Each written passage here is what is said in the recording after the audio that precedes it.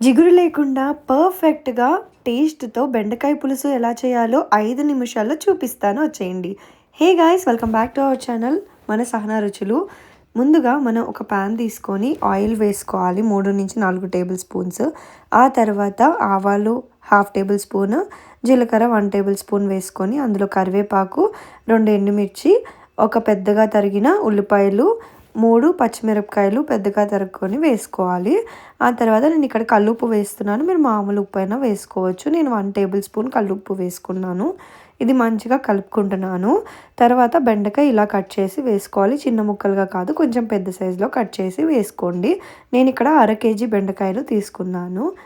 ఇలా మంచిగా కలుపుకోవాలి. ఆ తర్వాత పసుపు హాఫ్ టేబుల్ స్పూన్ వేసుకున్నాను. కొంచెం మంచిగా కలుపుకోవాలి అంతా కలిసేటట్టు. ఆ తర్వాత మనం కారం వేసుకోవాలి. కారం మీ టేస్ట్‌కి తగినంత మీరు వేసుకోండి. ఇక్కడ మా రుచికి తగ్గట్టు మేము వేస్తున్నాము. మేము 3 టేబుల్ స్పూన్స్ దాకా కారం వేసాము.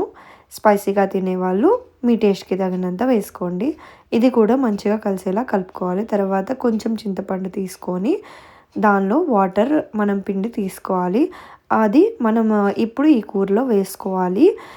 చింతపండు గుజ్జు అనేది మన టేస్ట్‌కి తగినంత తీసుకోండి. కొంచెం వేసుకొని ఫస్ట్ సరిపోతే ఓకే. సరిపోకపోతే కొంచెం చింతపండు నీళ్ళు వేసుకోండి.